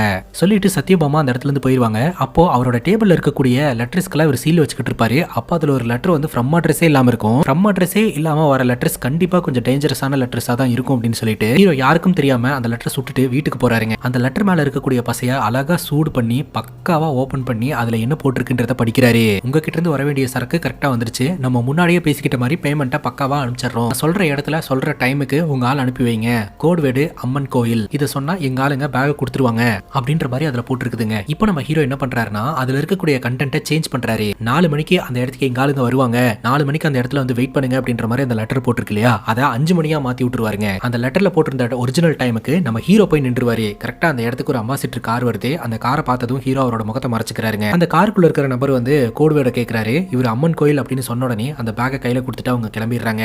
அந்த பேக்கை ஓபன் பண்ணி பார்த்தா ஏகப்பட்ட பணம் அந்த பேக்ல இருக்குதுங்க. அந்த பேக்கை எடுத்துட்டு ஹீரோ வீட்டுக்கு வந்துடுறாரு. இந்த பணத்தை தேடி எவனொருத்தன் வெளியில வருவான். சோ அப்போ அவன் யாரு எதற்காக இதெல்லாம் பண்ணிட்டு இருக்கான் அப்படின்றத கண்டுபிடிக்கலாம்னு ஹீரோ முடிவெடுக்கிறாரு. இதெல்லாம் நீ எதுக்காக பண்ண அப்படின்னு பிரசன்ட்ல மர்மநபர் கேட்கிறாரு. நான் அந்த ஊருக்கு நல்லது செய்யணும்னு நினைச்சேன், அதனால தான் நான் பண்ண அப்படிங்கும் போது நீ நல்லதுன்னு நினைக்கிறதெல்லாம் நல்லதாயிராது, உண்மையிலேயே அந்த பணத்தை கலெக்ட் பண்றதுக்காக ஒருத்தன் வந்தான், அவனோட நிலைமை என்னன்னு தெரியுமா அப்படின்னு சொல்லி கேட்க ஹீரோ தெரியாதுன்றாரு. ஆக்சுவலா அந்த ஆளுங்க பாத்தீங்கன்னா இந்த பணத்தை கலெக்ட் பண்ணிட்டு வா அப்படின்னு சொல்லி அந்த லெட்டர் படிச்சுட்டு ஒரு ஆள் அனுப்பிச்சு வச்சிருப்பாங்க இல்லையா, அவன் ரொம்ப நேரம் அங்க வெயிட் பண்ணி பார்த்துட்டு யாருமே பணம் கொடுக்கறதுக்கு வரல அப்படின்னு சொல்லிட்டு ரிட்டர்ன் போயிருப்பான். சோ அவன் தான் வந்து பணத்தை திருடி இருப்பான்னு சொல்லிட்டு அவனை அடிச்சே கொண்டுருவாங்க. இப்போ நம்ம ஹீரோ ஒரு சாவுக்கு காரணமாயிட்டாரு அப்படின்ற மாதிரி சொல்லுவாங்க. ஹீரோ இல்லன்றாருங்க, நான் கரெக்டா தான் இருக்கேன், நீ உனக்கு ஏத்த மாதிரி என்ன பேச வச்சுக்கிட்டு இருக்க அப்படின்ற மாதிரி சொல்றாருங்க. இன்றைய செஷன் முடிஞ்சது அப்படின்னு சொல்லிட்டு அவர் அந்த இடத்துல இருந்து போயிடுறாரு. இப்போ நம்ம ஹீரோ பக்கத்து ரூம்ல இருக்கக்கூடிய ராதா கிட்ட பேசுறாருங்க. அப்ப ராதா சொல்றாங்க, தப்பிக்கிறதுக்கு எதுனா வழி இருக்கான்னு சொல்லி பாருங்க அப்படின்னு சொல்ல இங்க ஒரு ஹோல்ஸ் மட்டும் இருக்கு அப்படின்ற மாதிரி அவர் சொல்றாரு. அந்த ஹோல்ஸோட என்ன தெரியுது அப்படின்னு பாருங்க அப்படின்னு சொல்ல உடனே நம்ம ஹீரோ பாத்தீங்கன்னா அந்த அங்க சென்டர்ல இருக்கக்கூடிய பெஞ்ச் மேல ஏறி குதிக்கிறாரு. இவருக்கு ஒண்ணுமே தெரியல, என்னால முடியல அப்படின்னு சொல்ல முடிஞ்ச வரைக்கும் ட்ரை பண்ணுங்க ப்ளீஸ் அப்படின்னு ராதா கேக்குறாங்க. இவரும் பயங்கரமா குதிக்கிறாருங்க. அந்த ஓட்டையில இவர் ஆர்ஃபனேஜ்ல இருந்தார் இல்லையா, அந்த மாஸ்டரோடைய வீடு தெரியுதுங்க. ஒரு 2-3 வாட்டி மறுபடியும் முயற்சி செஞ்சு குதிக்கிறாரு. அந்த மாஸ்டரையும் பாத்துறாரு. அதுக்கப்புறம் மயங்கிடுறாரு. வெளியில அந்த மாஸ்டர் பாத்தீங்கன்னா மாஸ்டரோடைய பொண்ணு கிட்ட சொல்லிக்கிட்டு இருக்காரு, என்னம்மா எப்போதுமே நீ தான் உன்னுடைய கணவருக்கு லெட்டர் எல்லாம் போட்டுட்டு இருப்பியா, அவர் சைட்ல இருந்து உனக்கு லெட்டரே வராதா அப்படின்னு கேட்கும்போது அவருக்கு எங்கப்பா அதுக்கெல்லாம் நேரம் இருக்குது அப்படின்ற மாதிரி சொல்லிக்கிட்டு இருப்பாங்க. இப்போ இன்ட்ரோகேஷன் ரூம், அதாவது அந்த கருப்பு அறைக்குள்ள நம்ம ஹீரோ பாத்தீங்கன்னா அந்த மர்ம நபர் கிட்ட சொல்றாரு, இது ஒன்றும் இன்ட்ரோகேஷன் ரூம் எல்லாம் கிடையாது, இது ஒரு வீடு, நான் அந்த ஹோல் வழியில பார்த்தேன், இது மாஸ்டரோடைய வீடு தான் அப்படின்னு சொல்ல, ஓ அந்த அளவுக்கு உனக்கு தெரிஞ்சு போச்சா, அப்ப நான் யாரு அப்படின்றத கூட நீ தெரிஞ்சுக்கணும் அப்படின்னு சொல்லிட்டு அவரோட முகத்துல இருக்கக்கூடிய மாஸ்க் கலட்டுறாருங்க. அங்கதான் தூக்கி வாரி போடுற மாதிரியான ஒரு ட்விஸ்ட். நம்ம ஹீரோக்கு ஆப்போசிட்ல இருக்கிறது வேற யாரும் கிடையாது, அதுவும் ஹீரோ தான். யாரா நீ பாக்குறதுக்கு என்ன மாதிரியே இருக்க, நீ என்னோட அண்ணனா இல்ல தம்பியா, நான் எப்படி இந்த இடத்துக்கு வந்தேன் அப்படின்னு சொல்லி கேள்வி மேல கேள்வி கேட்கிறாருங்க. ஹீரோ சின்ன வயசா இருக்கும்போது அந்த ஆர்ஃபனேஜ்ல இருந்து பணத்தை எடுத்துட்டு வந்துட்டாரு. சோ அதனால பாத்தீங்கன்னா இந்த மாஸ்டரோடைய பொண்ணுக்கு ஆபரேஷன் பண்ண முடியாம மாஸ்டரோடைய பொண்ணு இறந்து போயிட்டு தான் நம்ம பார்த்தோம் இல்லையா. ஆனா பிரசன்ட்ல மாஸ்டரோடைய பொண்ணு உயிரோட தான் இருக்காங்க. அதுவும் அவங்க பிரெக்னெண்டா இருக்காங்க. கணவர் வெளியூர்ல ஒரு நல்ல வேலையில இருந்துட்டு இருக்காரு. போன்ல அப்பப்ப பேசிக்கிட்டே தான் இருக்காங்க. சோ எல்லாம் நல்லபடியா இருக்கும்போது இந்த மர்ம நபர் ஏன் நம்ம கிட்ட இப்படி சொன்னா அப்படின்னு நம்ம ஹீரோக்கு தோணுது. அதற்கான விளக்கத்தை இப்ப கொடுக்குறாங்க. இந்த மாஸ்டரோடைய ஸ்கூல்ல படிச்ச 2 பேர் வந்துட்டு பக்கத்து ஊர்ல லைன்மேனா ஒர்க் பண்றதா சொல்றாங்க. ரொம்ப நல்லதுப்பா அப்படின்ற மாதிரி சொல்ல, சின்ன வயசுல நம்ம ஹீரோ உங்க பணத்தை எடுத்துட்டு போனதுனால தான் சர்ஜரி பண்ண முடியாம உங்க பொண்ணு இறந்துட்டதா கேள்விப்பட்டோம், இவங்க உங்களுடைய 2வது பொண்ணு அப்படின்னு கேட்க, அதுக்கு இந்த மாஸ்டர் சொல்றாரு, இல்ல என் பொண்ணு இறந்து போனதுக்கு அப்புறம் இந்த பொண்ணு நான் தத்தெடுத்து வளர்க்க ஆரம்பிச்சிட்டேன், இப்போ இவதான் என்னுடைய பொண்ணு அப்படின்ற மாதிரி சொல்லிட்டு அவர் அங்க இருந்து போவாருங்க. அந்த இன்ட்ரோகேஷன் ரூம்ல அந்த மர்ம நபர் சொன்னது எல்லாமே உண்மை அப்படின்றது நமக்கு தெரிய வருது. இப்ப பிரசன்ட்ல இந்த மர்ம நபர் கிட்ட ஹீரோ கேட்கிறாரு, உங்களுக்கு என்னதான் என்கிட்ட இருந்து தெரிஞ்சுக்கணும், எதுக்காக நீங்க கூட்டு வந்திருக்கீங்கன்ட்டு. இப்போ இந்த மர்ம நபர் கேட்கிறாரு, எதற்காக அந்த கொலையை பண்ண அப்படின்ட்டு. இது கொலை பண்ணனா, நான் ஏன் கொலை செய்ய போறேன், நான்லாம் கொலை பண்ண கிடையாது அப்படிங்கும் போது அங்க இருக்கக்கூடிய அந்த ஹிப்னாட்டிசம் டிவைஸ் ஆன் பண்ண உடனே ஹீரோ அவருடைய பிளாஷ்பேக்கை நினைச்சு பாக்குறாருங்க. இப்போ நம்ம ஹீரோ வழக்கம் போல இந்த ஊருக்கு வந்திருக்கிற லெட்டர்ஸ் எல்லாம் சீல் வச்சுக்கிட்டு இருப்பாருங்க. அப்ப சத்யபாமா நம்ம ஹீரோக்காக பாயசம் எல்லாம் எடுத்துட்டு வருவாங்க. அப்ப இவங்க 2 பேரும் ரொமான்டிக்கா பேசிட்டு இருப்பாங்க. அந்த டைம்ல ஃப்ரம் அட்ரஸே இல்லாம இன்னொரு லெட்டர் இந்த ஊருக்கு வந்திருக்கிறத ஹீரோ கவனிப்பாருங்க. சத்யபாமாவை அனுப்பிச்சு வச்சுட்டு யாருக்கும் தெரியாம அந்த லெட்டரை அப்படியே ஓபன் பண்ணி படிச்சு பார்ப்பாரு. அப்பதான் ஒரு அதிர்ச்சியான விஷயமே தெரிய வரும். ஒரு 2 பேர் சேர்ந்து ஒரு பர்டிகுலர் பிளேஸ்ல வச்சு ஒருத்தரை கொலை பண்றதுக்காக திட்டம் போட்டுக்கிட்டு இருக்கிறதா அதுல போட்டிருக்குங்க. அதுவும் குறிப்பா 23ஆம் தேதி கோர்ட் வாசல்ல வச்சு மர்டர் பண்ணலான்னு பிளான் போட்டிருக்காங்கன்றத ஹீரோ தெரிஞ்சு பாருங்க. என்ன பண்றாருன்னா அந்த லெட்டர் கொடுக்குற மாதிரி அது யாரு என்னன்னு தெரிஞ்சுக்கிறதுக்காக வீட்டுக்கு போறாருங்க. வீட்டுல பாத்தீங்கன்னா ஒரு பொண்ணு அழுவுற சத்தம் கேக்குது. யாரும் இல்லையா அப்படின்ற மாதிரி ஹீரோ கேட்க, கரெக்டா அந்த இடத்துக்கு ஒருத்த வந்து ஹீரோ சட்டையை பிடிக்கிறான். யாரா நீ, உனக்கு என்னடா வேணும் அப்படின்னு சொல்லிட்டு. அப்ப ஹீரோ போஸ்ட்மேன் அப்படின்னு சொல்லிட்டு அந்த லெட்டர் கையில கொடுக்குறாருங்க. அந்த வீட்டுல சம்திங் ராங் அப்படின்ற மாதிரி ஹீரோக்கு தோணுது. இப்போ நம்ம ஹீரோ சுப்பு கிட்ட இன்டைரக்டா கதையை சொல்ல ஆரம்பிக்கிறாருங்க. ஒரு மானை வேட்டையாடுறதுக்காக 2 புலிக காத்துக்கிட்டு இருக்குது, அந்த மானை எப்படியாவது நம்ம காப்பாத்தி ஆகணும் அப்படின்னு சொல்லிட்டு காப்பாத்துறதுக்கான திட்டத்தை எல்லாம் போட ஆரம்பிக்கிறாருங்க. கரெக்டா 23ஆம் தேதி அந்த லெட்டர்ல போட்டிருந்த இடத்துக்கு ஹீரோவும் போறாரு. அந்த இடத்துக்கு ஒரு நபர் வராருங்க. அவரை தான் கொல்ல போறாரு போல அப்படின்னு சொல்லிட்டு ஹீரோ அந்த நபர் கிட்டே போயிட்டு, நீங்க கொஞ்சம் சேஃபா இருந்துக்கணும், உங்களை ஒருத்தங்க கொலை பண்றதுக்காக திட்டம் போட்டிருக்காங்க அப்படின்னு சொல்ல ஹீரோவை தள்ளி விட்டுட்டு இந்த நபர் அருவாள் எடுத்துட்டு போய் வேற ஒரு நபரை விட்டுறாருங்க. அப்பதான் தெரிய வருது இவரு தான் கொலை பண்றதுக்காக வந்திருக்கிறாரு அப்படின்ட்டு. ஒரு வெட்டிடுறாங்க. இருந்தாலும் அவரோட உயிரை காப்பாற்றணும் அப்படின்னு சொல்லிட்டு அந்த 2 பேர்த்தையும் அடிச்சு போட்டுட்டு சில பல வெட்டுக்காயங்களோட அந்த நபரை காப்பாத்தி வேற ஒரு இடத்துக்கு கூட்டு போறாருங்க. சோ இதெல்லாம் பண்ணும்போது ஹீரோ அவரோட முகத்தை மறைச்சிருந்திருப்பாரு. இதன் மூலமா ஹீரோ தான் இதெல்லாம் பண்ணிட்டு இருக்கான்னு அங்க இருக்கக்கூடிய யாருக்குமே தெரியாது. பிரசன்ட்ல நம்ம ஹீரோ சொல்றாருங்க, சாவல மாட்டிட்டு இருந்தவன நான் காப்பாத்தி இருக்கிறேன், நான் தான் கொலை பண்ணேன்னு என்கிட்ட கேள்வி கேட்டுட்டு இருக்கீங்க அப்படிங்கும் போது அதுக்கப்புறம் என்ன நடந்ததுன்றதை யோசனை பண்ணிட்டே இரு, நான் அடுத்த சீசன்ல வந்து உன்னை மீட் பண்றேன் அப்படின்னு சொல்லிட்டு அவர் அந்த இடத்துல இருந்து போயிடுறாருங்க. இப்போ நம்ம ஹீரோ பக்கத்து அறையில அடைபட்டு இருக்கிற ராதா கிட்ட, உங்க வாழ்க்கையில என்ன நடந்தது அப்படின்றத தயவு செஞ்சு கிட்ட சொல்லுங்க, அதை நான் தெரிஞ்சுக்கணும்னு நினைக்கிறேன்.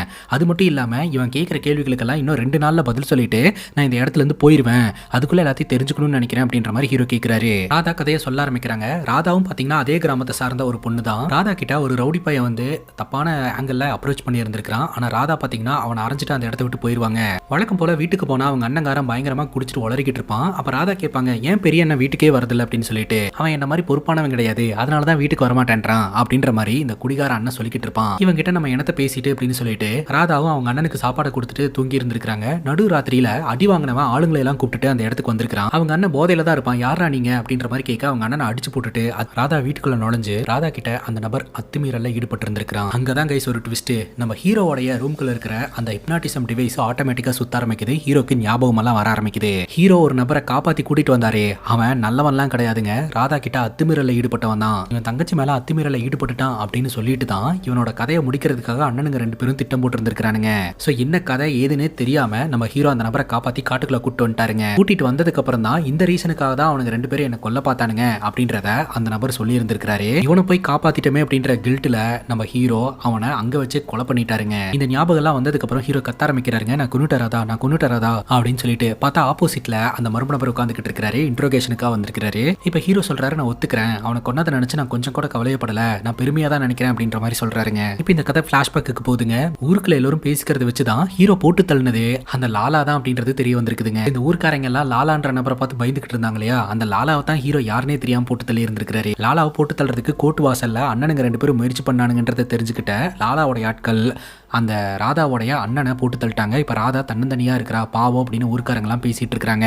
இப்ப ராதாவை தேடி போனா அந்த இடத்துல ராதாவை காணுங்க. இப்ப நம்ம ஹீரோ அப்படியே சைக்கிள்ல வந்துகிட்டு இருக்கும்போது இந்த ஊர்ல இருக்கிற கான்ஸ்டபிள் சொல்றாரு, ஊர்ல மெடிக்கல் கேம்ப் போட்டுருக்காங்க, நீ எங்கெங்கெல்லாம் இந்த லெட்டர் கொடுக்க போறியோ அங்கெங்கெல்லாம் தகவல் கொடுத்துரு, மக்கள்லாம் வந்து மருந்து வாங்கிட்டோம் அப்படின்னு சொல்ல ஹீரோ இந்த கேஸ் விஷயத்தை பத்தி டிஸ்கஸ் பண்றாரு. ஆக்சுவலா இந்த ராதாவோடைய அண்ணனுங்களை கொன்னவனுங்களை பிடிச்சி ஜெயில போட்டாங்க அப்படின்னு சொல்லி இந்த போலீஸ் ஆஃபீஸர் சொல்றாருங்க. அப்ப கரெக்டா நம்ம ஹீரோவை போலீஸ் ஆஃபீஸர் வர சொன்னாரு அப்படின்னு சொல்ல உடனடியாக ஹீரோ ஸ்டேஷனுக்கு போறாருங்க. இன்ஸ்பெக்டர் பாத்தீங்கன்னா ஒரு லெட்டர் கொடுத்து இந்த லெட்டர் எங்கிருந்து வந்தது அப்படின்றத கண்டுபிடிச்சு தர முடியுமா அப்படின்னு கேட்க ஹீரோ அந்த லெட்டர் வாங்கி பாக்குறாரு. அதுல ஃப்ரம் அட்ரஸே இருக்காதுங்க. கண்டுபிடிச்சு தர முடியாது, ஃப்ரம் அட்ரஸ் இல்ல சார் அப்படின்ற மாதிரி ஹீரோ சொல்லிடுறாரு. பேசிக்கா அந்த லெட்டர் அனுப்புனது ஹீரோ தான் போலங்க. அதான் அந்த குறி சொல்ற அக்காவை மாட்டி விடுறதுக்காக ஹீரோ அனுப்பியிருப்பார் இல்லையா, அந்த லெட்டர் தான் இருக்கு. இன்ஸ்பெக்டர் இந்த லாலாவோட வழக்கை இன்வெஸ்டிகேஷன் பண்ணிக்கிட்டு இருப்பாருங்க. அவர் சம்பந்தப்பட்ட பொருட்கள்லாம் அவரோட டேபிள்ல இருக்கும். அப்ப ஹீரோ சொல்லுவாரு, உங்க டேபிள்ல இருக்கிற பெண் வந்து இந்த ஊர்ல அபிஷேக்னு ஒருத்தர் இருக்கிறாருல சார், பெரிய மனுஷன், அவரோட இது அப்படின்னு சொல்ல அது எப்படி உனக்கு தெரியும் அப்படின்னு கேட்கும்போது ஒரு முறை போஸ்ட் ஆஃபீஸ்க்கு லெட்டர் அனுப்புறதுக்காக வந்தாரு, அப்ப நான் பார்த்தேன் அப்படின்னு ஹீரோ சொல்றாரு.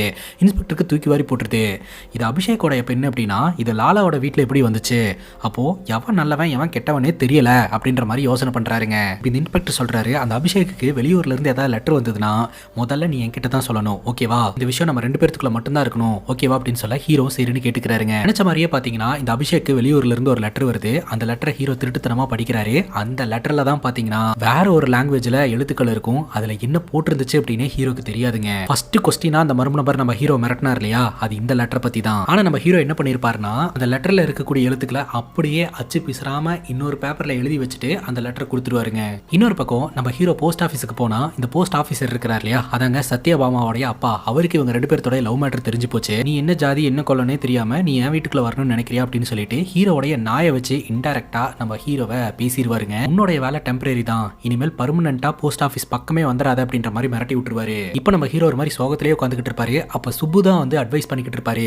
அப்போ நம்ம ஹீரோ இந்த தனிமையை போக்குறதுக்கு என்ன பண்ணணும்னு எனக்கு தெரியும் அப்படின்னு சொல்லிட்டு வீட்டுக்கு போய் வேற மொழியில இருந்து அந்த லெட்டர்ல என்னதான் போட்டிருக்கு அப்படின்றத நம்ம தெரிஞ்சுக்கணும் அப்படின்னு சொல்லிட்டு என்ன பண்ணலாம்னு யோசிக்கும் போது இந்த ஊர்ல ஒருத்தர் பாட்டு பாடிட்டு இன்ஸ்ட்ருமெண்டலா வாசிச்சுக்கிட்டு இருப்பாருங்க. அவர் ஒரு இஸ்லாமியருங்க, அவருக்கு தெரியறதுக்கு வாய்ப்பு இருக்கு அப்படின்னு சொல்லிட்டு அவர்கிட்ட கொண்டு போய் இது என்னங்க அப்படின்னு சொல்லி கேட்க இது வந்து அரபிக் மொழி அப்படின்னு சொல்லிட்டு அவர் படிச்சு சொல்லிடுறாரு. 25ஆம் தேதி ராதா அப்படின்ற ஒரு பொண்ணை கிட்னாப் பண்றத பத்தி தான் இதுல போட்டிருக்கு, அந்த பொண்ணை எப்படியாவது காப்பாத்திருப்பா அப்படின்ற மாதிரி சொல்ல ஹீரோ அடிச்சு பிடிச்சு போலீஸ் ஸ்டேஷனுக்கு போறாரு இன்ஸ்பெக்டர் கிட்ட இதை பத்தி சொல்றதுக்காக. ஆனா அப்ப இன்ஸ்பெக்டர் இருக்க மாட்டாரு, அந்த இடத்துல நம்ம கான்ஸ்டபிள் தான் இருப்பாரு. அவர்கிட்ட இந்த லெட்டர் பத்தி எக்ஸ்பிளைன் பண்றாருங்க. இன்னைக்கு தான் 25ஆம் தேதி, அந்த பொண்ணுக்கு ஏதோ நடக்கிறதுக்குள்ள நான் போய் அந்த பொண்ணை காப்பாத்தி ஆகணும், நீங்க என்ன பண்றீங்க இன்ஸ்பெக்டர் கிட்ட சொல்லிட்டு ஊர்க்காரங்க எல்லாம் கூப்பிட்டுட்டு அபிஷேக்கோட வீட்டுக்கு வந்துருங்க, நான் அந்த இடத்துக்கு போறேன் அப்படின்னு சொல்லிட்டு நம்ம ஹீரோ முன்னாடியே போறாருங்க. அப்ப நம்ம ஹீரோன் ஆப்போசிட்ல வராங்க. நம்ம ஹீரோன் கிட்ட எல்லாத்தையுமே சொல்லிட்டு இந்த ஊரை காப்பாத்துறதுக்காக தான் நான் இதை பண்றேன் அப்படின்ற மாதிரி சொல்லிட்டு அங்க போறாரு. அபிஷேக்கோட வீட்டு கதவை தட்ட ஆரம்பிக்கிறாருங்க. அப்பதாங்க தெரிய வருது இந்த ஊர்ல பெரிய மனுஷனா இருந்தான் இல்லையா, அவன் பெரிய ஃப்ராடு அப்படின்ட்டு. ராதாவை கடத்தி வச்சுட்டு என்கிட்ட வேலை வேணும்னு கேட்டுட்டு இருந்தால, அதான் உனக்கு நல்ல வேலை கொடுத்துருக்க, நீ வந்து பிசிக்கல்ல இருக்கணும் அப்படின்ற மாதிரி அந்த பொண்ணை போட்டு மிரட்டிக்கிட்டு இருக்காங்க. இப்போ நம்ம ஹீரோ கதை உடைச்சிட்டு உள்ள வந்துடுறாருங்க. உள்ள இருக்கக்கூடிய ஆட்கள் கிட்ட எல்லாம் பயங்கரமா சண்டை போட ஆரம்பிக்கிறாரு. சண்டை போட்டுக்கிட்டு இருக்கும்போது திடீர்னு பின்னாடி இருந்து ஒரு லேடி நம்ம ஹீரோவை கத்தியால குத்துறாங்க.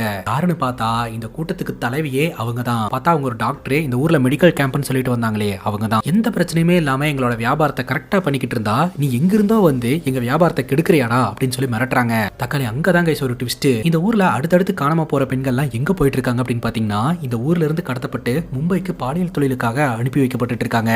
பேசிக்கா இந்த ஊர்ல 3 மணிக்கே இருட்டிடுது அப்படின்றத தெரிஞ்சுக்கிட்ட இந்த கும்பல் இந்த ஊரை டார்கெட் பண்ணி இந்த ஊர்ல இருக்கக்கூடிய பெண்களை கடத்த ஆரம்பிச்சிருந்திருக்காங்க. இதுக்கு இந்த ஊர்ல கான்ஸ்டபிளா இருக்கிறார் இல்லையா, அவரும் சப்போர்ட் தான். ஒரு முறை இந்த குறி சொல்றவங்களை நம்ம ஹீரோ போட்டு கொடுத்தார் இல்லையா, அப்போ போஸ்ட் ஆஃபீஸுக்கு இந்த கான்ஸ்டபிள் வந்திருப்பாரு. நான் போன் பேச வந்தப்பா அப்படின்னு சொல்லிட்டு போன் எடுத்து பேசி இருந்திருப்பாரு இல்லையா, இந்த லேடிக்கு தான் கால் பண்ணி இருந்திருப்பாரு. ஊர்ல யாரோ ஒருத்தங்க நம்ம பண்ற விஷயத்த போட்டு கொடுத்துட்டு இருக்காங்க, அது யாரு என்னன்றதை கண்டுபிடிக்கணும் அப்படின்னு சொல்லிட்டு. அதே சமயம் அவங்க அனுப்பி வச்ச பணமும் வந்து இங்க வந்து சேரவே இல்லை, அதை வேற யாரோ ஒருத்தங்க வாங்கியிருக்காங்க அப்படின்ற எல்லா தகவலையும் இந்த கான்ஸ்டபிள் தான் இந்த லேடிக்கு போட்டு கொடுத்துருந்துருக்காங்க. இப்ப ஹீரோக்கு எல்லா உண்மையும் தெரிஞ்சு போச்சு. இப்ப ஹீரோவை போட்டு தள்ளிட்டு இந்த கிராமத்துல இப்ப எத்தனை பொண்ணுங்க நம்ம கையில கிடைக்கிறாங்களோ அத்தனை பேர்த்தையும் கடத்திட்டு ஒரே முட்டா இந்த இடத்துல இருந்து கிளம்பிடலாம் அப்படின்னு இந்த லேடி முடிவெடுக்கிறாங்க. ஏன்னா இதுக்கு மேல இந்த கிராமத்துல இருக்கக்கூடிய பெண்களை இனி கிட்னாப் பண்ண முடியாது, கிடைச்ச வரைக்கும் லாபம் அப்படின்னு சொல்லிட்டு இங்க இருக்கக்கூடிய பெண்களை கிட்னாப் பண்ணலாம்னு முடிவெடுக்கிறாங்க. அதற்கான பிளான் என்ன அப்படின்னு பாத்தீங்கன்னா, ராத்திரி நேரம் ஆயிடுச்சு இல்லையா, இந்த ஊர் மொத்தத்தையும் கொளுத்தி விட்டுருவாங்க. ஒரு மாட்டு வண்டியில தீய பத்த வச்சு இந்த ஊருக்குள்ள ஓட விட இந்த மாடு எங்கெங்கெல்லாம் போதோ அங்கெல்லாம் தீப்பிடிக்க ஆரம்பிக்குதுங்க. மக்கள்லாம் பதறி ஓட ஆரம்பிக்கிறாங்க. வெளியில வரும்போது அங்க இருக்கக்கூடிய பெண்களை எல்லாம் இவங்க கிட்னாப் பண்ண ஆரம்பிக்கிறாங்க. நம்ம ஹீரோ கத்து வாங்கியும் எப்படியாவது காப்பாற்றணும்னு சொல்லிட்டு முயற்சிகளை ஈடுபடுறாரு. சோ இந்த அடியாட்களை எல்லாத்தையுமே சர்ற மாதிரியா வெட்டி வீசுறாருங்க. எல்லாருமே சாவறானுங்க. ஆனாலும் அந்த லேடி பாத்தீங்கன்னா கார் எடுத்துட்டு இந்த பெண்களை கடத்தி கூட்டிட்டு போயிட்டு இருக்காங்க. ஒரு இடத்துல அந்த காரையும் ஹீரோ நிப்பாட்டிடுறாரு. உள்ள இருக்கக்கூடிய பெண்கள் எல்லாம் மயக்கத்துல இருக்காங்க. முதல்ல இந்த ராதாவை காப்பாத்திடலாம்னு சொல்லிட்டு ராதாவை தூக்கிட்டு போவாருங்க காப்பாத்துறதுக்காக. அப்ப அந்த லேடி மறைஞ்சிருந்து கன்னை வச்சு ஷூட் பண்ணிடுவாங்க. அப்படி ஷூட் பண்ணதுல நம்ம ஹீரோவும் சரி ராதாவும் சரி அந்த இடத்துலயே கீழே விழுந்து இறந்து போவாங்க.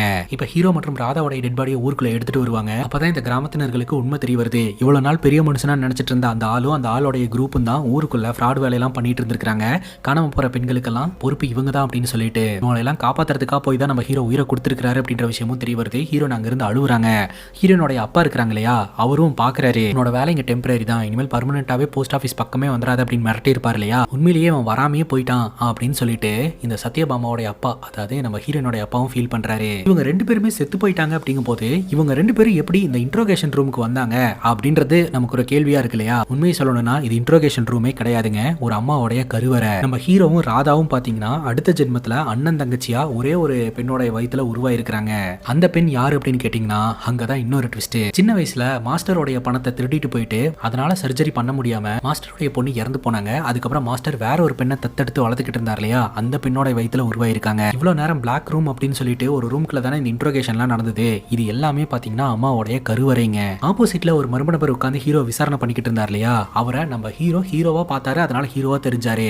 ஒருவேளை ஆப்போசிட்ல உட்காந்துக்கிட்டு இருக்கிறது சரண் அப்படின்னு நினைச்சிருந்தாருன்னா நான் தான் அங்க உட்காந்து இன்ட்ரோகேஷன் பண்ணிட்டு இருந்திருப்பேன். ஸோ யாருன்னு நினைக்கிறோமோ அவங்களாதான் அந்த உருவம் தெரிஞ்சிருக்கும்.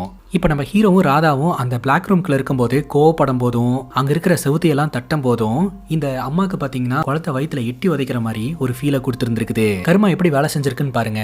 இவருனால அவர் பொண்ணு இறந்ததுனால மீண்டும் அவரோட பெண்ணுக்கே குழந்தையா பிறந்திருக்கிறாரு. நம்ம வாழ்க்கையில செய்யற எல்லா நல்லது கெட்டதுக்கும் கணக்கு இருக்கும், அது எல்லாத்துக்கும் பதில் சொல்லிதான் ஆகணும் அப்படின்னு சொல்லி இந்த படத்தை கம்ப்ளீட் பண்றாங்க.